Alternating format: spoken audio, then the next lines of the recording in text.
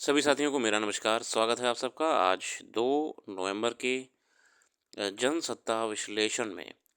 आइए शुरू करते हैं आज का जनसत्ता विश्लेषण बिना किसी देरी के। प्रथम पृष्ठ में पर्यावरण को लेकर मुख्य खबर है।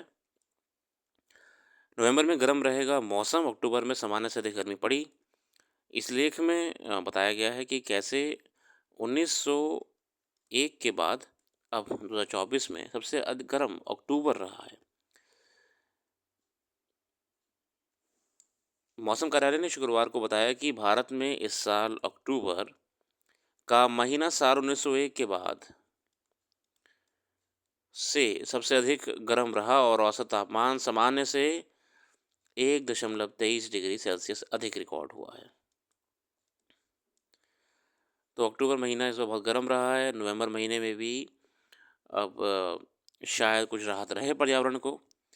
कई कारण होते हैं देखिए इसके, गर्मी के, पर्यावरण के, ग्लोबल वार्मिंग के, multi faceted causes are at concern here. देखिए अब थोड़ा सा एक ब्रॉडर व्यू देखें अगर हम, मैं देख रहा हूँ कि आजकल सोशल मीडिया पे ज़्यादातर सीधे दिवाली में यूज़ हो रहे क्रैकर्स को दोष दे रहे हैं। देखिए, हम इग्नोर नहीं कर सकते कि उनसे भी प्रदूषण हो रहा है, बिल्कुल नहीं कर सकते। मगर कब तक दिवाली मनाई जाती है? 1 दिन, 2 दिन, 3 दिन, ठीक है। उसके बाद जून में तो नहीं मनाई जाती है, जुलाई में तो नहीं मनाई जाती है, अप्रैल में भी नहीं मनाई जाती है, मार्च में भी नहीं मनाई जाती है। फिर प्रदूषण क्यों रहता है?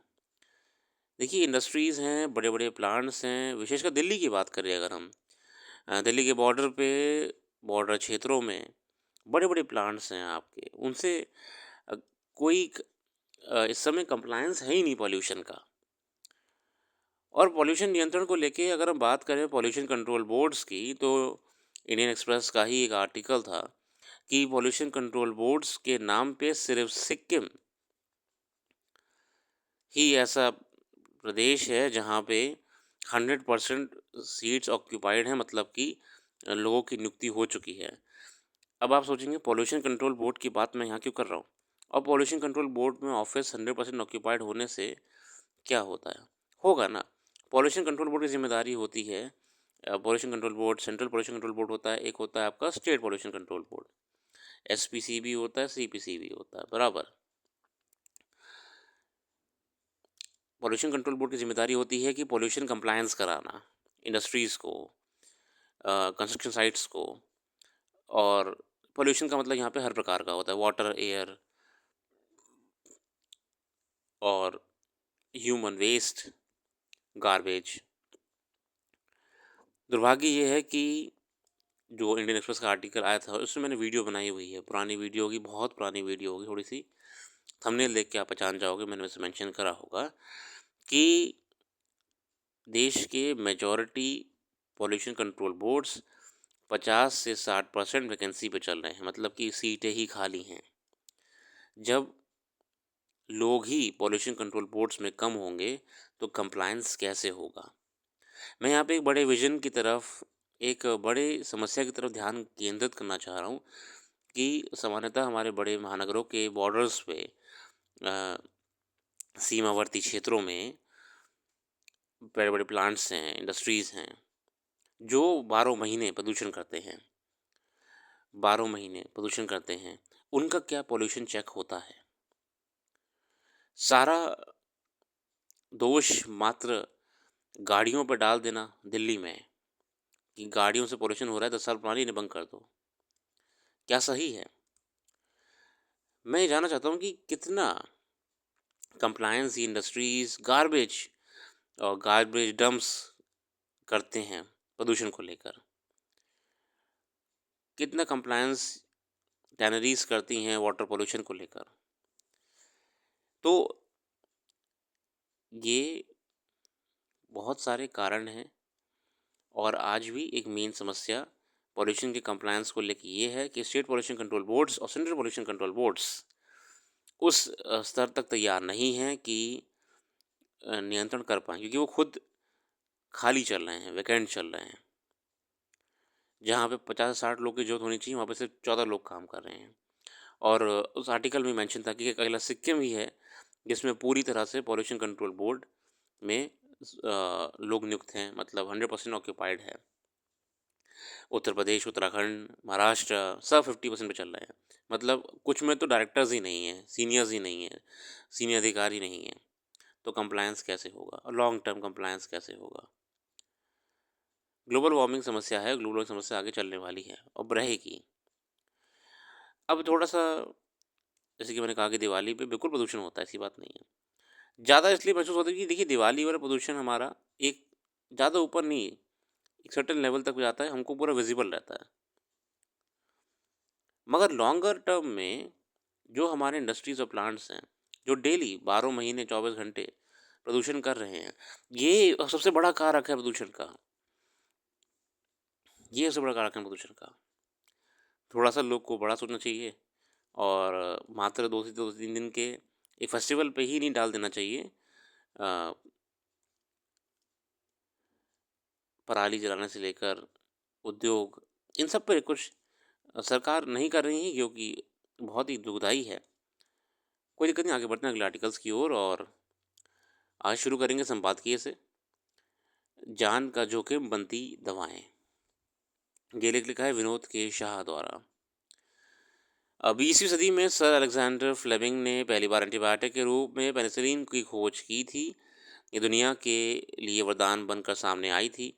इस खोज ने मौत के मुंह में जा रहे लाखों मरीजों को जीवन दान दिया।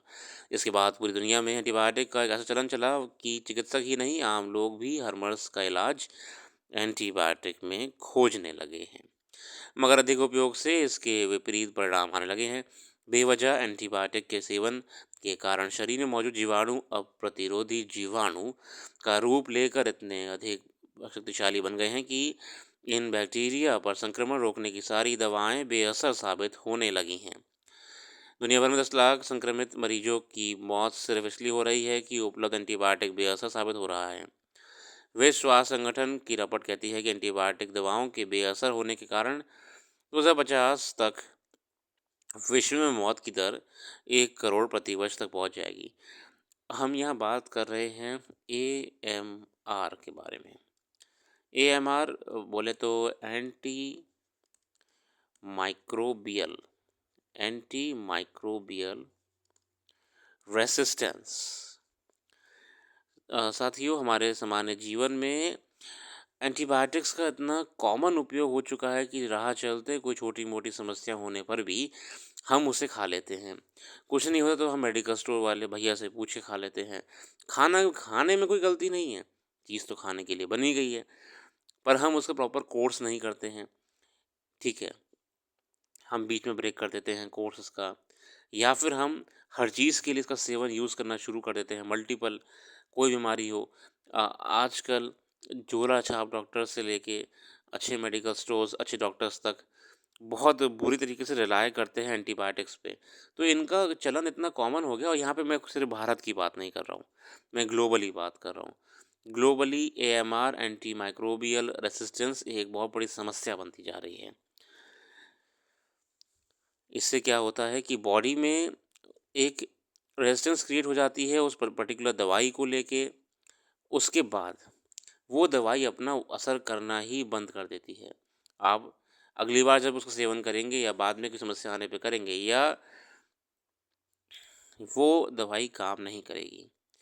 और ये इतना इतना भयावह स्थिति है कि 2019 का जो डेटा इसी लेख में आगे आएगा, बताया है कि 44% लोगों की मृत्यु एंटी माइक्रोबियल रेजिस्टेंस की वजह से हुई थी, कि उनमें दवाई असर करना ही बंद कर दिया। इससे भयावह क्या हो सकता है, आगे जानते हैं क्या क्या बातें करी गई इस लेख में।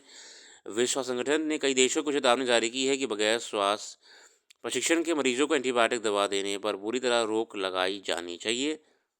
2030 तक सिर्फ आपातकालीन स्थिति को छोड़कर बगैर स्वास्थ्य परीक्षण के एंटीबायोटिक दवाओं के उपयोग पर विश्व के सभी देशों को रोक लगानी होगी, अन्यथा हालात बेकाबू हो सकते हैं। Indian council of medical research report चिंता बढ़ाने वाली है। मौजूदा स्थिति में 40% मरीजों पर एंटीबायोटिक दवाओं ने असर दिखाना बंद कर दिया है। देखिए आप, 40% मरीजों पर दवाओं ने असर करना बंद कर दिया है। एक समस्या होती है कि दवाई अवेलेबल नहीं है मार्केट में, तो कम दवा से आदमी काम चला रहा है। 4 गोली की जगह 2 गोली मिली, चलो खा ली, काम चलता रहेगा। इससे भयावह क्या हो सकता है कि मार्केट में या आपके पास 10 गोलियां रखी हैं, मगर 10 की 10 बेअसर हो जाएं। आपकी बॉडी ने प्रतिरोधक क्षमता बना ली है कि वो आप पे काम ही नहीं करेंगी। निमोनिया, टाइफाइड और मूत्र संक्रमण में अधिकांश एंटीबायोटिक दवाएं अब निष्क्रिय साबित हो रही हैं, और ये ग्लोबली है, ये वैश्विक है। देश में बगैर डॉक्टर पर्चे के आसानी से एंटीबायोटिक दवाओं की उपलब्धता, बची हुई दवा का मरीज द्वारा भविष्य में स्वयं या परिवार के लिए उपयोग में लाना और एंटीबायोटिक को उचित रूप से नष्ट करने के बजाय कचरे में फेंकना गंभीर मसला है। अच्छा, भारत के लिए देखिए, समस्या तो वैश्विक है, ग्लोबल समस्या है। भारत के लिए ही सिर्फ चिंताजनक क्यों है और विशेषकर क्यों है? थोड़ी सी समस्या भारत में ये है कि भारत में दवाई खरीदना आसान है। अब आप सोचेंगे कि सर ये समस्या कहाँ है? अगर दवाई खरीदना आसान है तो ये तो अच्छी बात है ना। नहीं, मैं यहाँ पे जिस जिस समस्या को लेके आपके सामने आया हूँ, वो समस्या ये है कि भारत में आप बस ऐसी गाड़ी उठाइए और मेडिकल स्टोर चले जाइए, आपकी समस्या छोटी से बड़ी तक की आपको दवाई दे देगा। मैं उनकी क्वालिफ़िकेशन पे सवाल नहीं उठा रहा हूँ, मगर ऐसा ग्लोबली नहीं होता है। बड़े-बड़े देशों में, वेस्टर्न नेशंस में आप दवाई ऐसे ले ही नहीं सकते। नहीं, खाँसी-ज़ुकाम की तो ले सकते हो, छोटी-मोटी दवाई खा ली। पर मेजॉरिटी केसेस में आपको डॉक्टर का पर्चा लाना ही पड़ेगा, प्रिस्क्रिप्शन लाना ही पड़ेगा, वरना आपको नहीं मिलेगी। तो अब आप सोचेंगे सर, अगर वहाँ पे इतना सीरियस है, दवाई लेना इतना मुश्किल है, तो फ़र्क क्या हुआ? हम भी इस परेशानी से जूझ रहे हैं, एंटी माइक्रोबियल रेसिस्टेंस की, और वो लोग भी जूझ रहे हैं। नहीं, नहीं, समस्या ये है कि हमारे यहाँ ज़्यादा लोग जूझने वाले हैं, क्योंकि हमारे यहाँ ज़्यादा आसानी से दवाई मिल जाती है जो होती है। हमारी भी हैबिट बन गई है, ज़रा समस्या होती है बिना पूछे डॉक्टर की सलाह लिए डायरेक्ट चले गए मेडिकल स्टोर, बोला भैया एंटीबायोटिक दे दो। भारत में ज़्यादा समस्या क्यों है? क्योंकि झोला अच्छा डॉक्टरों से लेके अच्छे डॉक्टर भी और मेडिकल स्टोर वाले भी बहुत ही आसानी से इसे इतना अवेलेबल कर दिया है कि जो समस्या ग्लोबली देखने को मिल रही थी, वो विशेषकर भारत में भी हमारे सामने उत्पन्न हो रही है। और ये लैंसेट की स्टडी आगे आने भी वाली है, उसमें बताया गया है कि कैसे ये बहुत ही सीरियस, और ये कोई एंटी माइक्रोबियल रेजिस्टेंस मत सोचिए कि अचानक से ये अक्टूबर 2024 में हुआ है। नहीं, ये 8 साल से चर्चा में है, एंटी माइक्रोबियल रेसिस्टेंस। कई साइंटिफिक पेपर्स में इसका ज़िक्र हुआ है। देश में झोला छाप डॉक्टरों की भरमार, रोग के समान लक्षण पर देखकर केयर पेशेवर द्वारा बीमारी का इलाज, दवाओं का खर्च बढ़ाने के लिए अनावश्यक एंटीबायोटिक दवाओं को मरीज के पर्चे में जोड़ा जाना, मरीज को लाइलाज बनाकर मरीज को मौत के मुंह में ढकेलता है। मर्ज को बिल्कुल लाइलाज कर देता है, इलाज ही नहीं बचता, उसका दवाई काम ही नहीं करेगी तो इलाज क्या ही हो पाएगा। ऐसे आगे बढ़ते हैं और मेन डेटा की तरफ। लैंसेट पत्रिका में एक अध्ययन में देश के संक्रमण में 2019 में 29.9 लाख लोग की मृत्यु हुई। तो लैंसेट पत्रिका बताती है, जो कि बहुत ही ऑथेंटिक है। हेल्थ हेल्थ रिपोर्ट्स लैंसेट की हर कोई मानता है। तो यहाँ बताने का प्रयास करा कि 2019 में 29.9 लाख लोग की मृत्यु हुई थी, ठीक है, संक्रमण से, जिसमें 60% संख्या बैक्टीरिया संक्रमण, 60%, उसमें 60% बैक्टीरियल इन्फेक्शन से हुई है, और 44.6% मौत एंटीबायोटिक दवाओं का मरीज पर बेअसर रहने के कारण हुई है, AMR से हुई है। इलाज ही नहीं हो पाएगा, दवाई काम ही नहीं करेगी, तो इलाज होगा भी कैसे? ये आपकी सामान्य स्थिति है। ये तो आपकी ये सामान्य स्थिति है। ये असामान्य स्थिति है कि सिर्फ इसी कारण मृत्यु हुई कि बॉडी पे ऐसी प्रतिरोधी क्षमता डेवलप कर ली है, एंटी माइक्रोबियल रेसिस्टेंस, की दवाई ने काम करना ही बंद कर दिया। आगे बढ़ते हैं। वर्तमान में बच्चों को भी एंटीबायोटिक दवाई जाने लगे हैं। इससे उनके शरीर में मौजूद बैक्टीरिया अपनी प्रतिरोधक क्षमता बढ़ाकर इतने शक्तिशाली हो सकते हैं कि आगामी 5-10 वर्ष बाद एंटीबायोटिक बेअसर साबित हो सकते हैं। यह भविष्य में घटित होने वाली खतरे की आहट है। बच्चों को भी अब जो एंटीबायोटिक हम यूज़ करवा रहे हैं, चिंता की बात रहेगी। आगे हम भुगतने वाले हैं। तो ओवरऑल यहाँ पे यही बातों को बताया गया। सॉल्यूशन क्या है इसका? सॉल्यूशन क्या है इसका? सॉल्यूशन इसका ये है कि यहाँ बताया हुआ है, मेडिकल रेगुलेटर्स को ये करना चाहिए कि दवाइयों पे लेबलिंग और मार्किंग करे, और मेरा ये मानना है कि एक एडवाइज़री भी जारी करनी चाहिए। जैसे एक दवाइयों पे छोटी सी एडवाइज़री भी लिखी हो कि अगर इसका आप गलत इस्तेमाल करते हैं तो आप उसका बॉडी में प्रतिरोधक क्षमता बनने के कारण नुकसान हो सकता है। और एक लेबलिंग भी हो, ऐसी कुछ दवाइयाँ चुनिंदा होती हैं जो कि बहुत कॉमनली यूज़ हो रही, धड़ल्ले से यूज़ हो रही हैं, उनमें एक लेबलिंग मेंशन करी जाए जिसमें इसके होने वाले दुष्प्रभाव का भी ज़िक्र हो। चिकित्सक द्वारा लिखी एंटीबायोटिक की पूरी अवधि की दवा का उपयोग होना चाहिए, और जिसमें एक चीज़ हमें समानता भी ध्यान देनी चाहिए कि जो हमें कोर्स डॉक्टर बताता है, मानिए डॉक्टर बोलता है कि ये दवाई आपने ना 14 डेज़ तक खानी है। हमें क्या होता है कि हमें 9वें दिन तक ही अच्छा लगने लगता है, या तो हम ठीक हो गए हैं, या हम वहाँ दवाई ब्रेक कर देते हैं। मुबारक हो, अब आप भी AMR की चपेट में आने वाले हैं। पूरा कोर्स करिए, पूरा कोर्स। अपने मन से कम या अतिरिक्त मात्रा में उपयोग नहीं होनी चाहिए। बगैर चिकित्सक की सलाह के एंटीबायोटिक दवाओं का उपयोग मरीज को नहीं करना चाहिए, और बची हुई दवा कहीं भी नहीं फेंकनी चाहिए। ये जागरूकता स्कूली और महाविद्यालयी छात्रों में पैदा की जानी चाहिए। इसी के साथ आगे बढ़ते हैं अगले आर्टिकल की ओर। सौहार्द की सीमा, ये कुछ विशेष नहीं है, वही सब बातें हैं जो पिछले 5-6 दिन से अखबारों में आ रही हैं भारत चीन को लेके। और धुएं की फिक्र, अब मैंने इसके बारे में आपको बहुत पहले बता दिया है। देखिए, प्रदूषण वगैरह पर नियंत्रण करने के लिए बहुत ही इंस्टीट्यूशनल सॉल्यूशन की ज़रूरत है, एक बड़े इंस्टीट्यूशनल सॉल्यूशंस, है ना। दुखद खबर आती है कि विवेक डिब्रॉय जी का निधन हो गया है, जो कि बहुत बड़े आर्थिक सलाहकार, अर्थशास्त्री रहे हैं। प्रधानमंत्री जी के अपनी सेवाएं भी दी हैं प्रधानमंत्री जी को इन्होंने। और अगर आप लोग इकोनॉमिक्स पढ़ते हैं, अर्थव्यवस्था पढ़ते हैं, तो आपको इनका योगदान बहुत ही अच्छी तरीके से पता होगा। देश के लिए बहुत बड़ी बड़ी निर्णय लेने में इनकी रपट्स काम आई हैं। इनका इनका योगदान अर्थव्यवस्था को बेहतर रखने में बहुत बड़ा है देश की।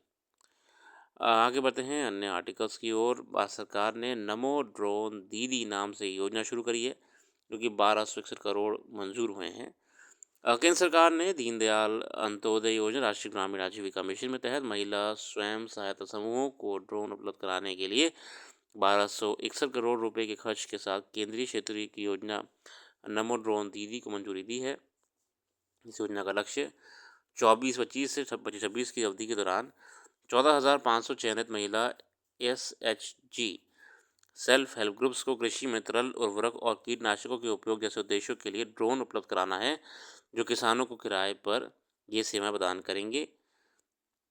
कृषि और किसान कल्याण विभाग ने इस योजना के परिचालन दिशा निर्देश जारी किए हैं, और सभी हितधारकों से अनुरोध किया है गया है कि नमो ड्रोन दीदी योजना के शीघ्र क्रियान्वयन को सुनिश्चित करने के लिए इन प्रचलन परिचालन दिशा निर्देशों का सकारात्मक पालन करें। असल में अब ये एग्रीटेक का बात हो रही है यहाँ पे। कृषि में टेक्नोलॉजी का इस्तेमाल करके हम अपना उत्पादन और बेहतर कर सकते हैं। एग्रीटेक टेक्नोलॉजीज़, है ना। अब ये एक फील्ड है आपका, इसमें आपको कीटनाशक छिड़कना है। आप एक आदमी पूरा छिड़कते हुए जाता है, left right, right left, north south, east west, बहुत समय लगता है इसमें। अब नहीं लगेगा, अब आपने ड्रोन ले लिया है। ड्रोन ड्रोन में नीचे सिलेंडर वगैरह लगा होता है, स्प्रिंकलर वगैरह लगा होता है। ड्रोन अपना उड़ते हुए जाएगा। 1 या 2 ड्रोन बहुत हैं, 1 ड्रोन भी बहुत है बड़ा वाला, और श्यों और ऊपर गया, इधर गया, उधर गया, पूरा आपका खेत में स्प्रिंकल कर दिया फर्टिलाइज़र और जो भी रिक्वायर्ड केमिकल्स आप यहाँ पे स्प्रिंकल करना चाह रहे हैं। इससे क्या होता है, समय बचेगा, इससे क्या होता है, कॉस्ट ऑफ प्रोडक्शन बचेगी, इससे क्या होगा, आप कम समय में ज़्यादा उत्पादन भी कर पाएँगे। और इससे एक और फ़ायदा क्या होगा, एक फ़ायदा एक और ये भी होगा कि आप ये एज़ अ व्यवसाय भी कर सकते हैं काम। एज़ अ व्यवसाय कैसे काम कर सकते हैं कि आप इसे किराए पे दे सकते हैं। आप लोगों को इसे किराए पे दे सकते हैं कि लोग अपने खेतों में छिड़काव करने के लिए आपसे किराए पे लेंगे, आपको रोज़गार मिलेगा इससे। और ये काम आप सोचेंगे कि ये तो बहुत ही इनोवेटिव है, ये तो बड़ा अच्छा दिमाग में आया है, तो ये कब शुरू होगा?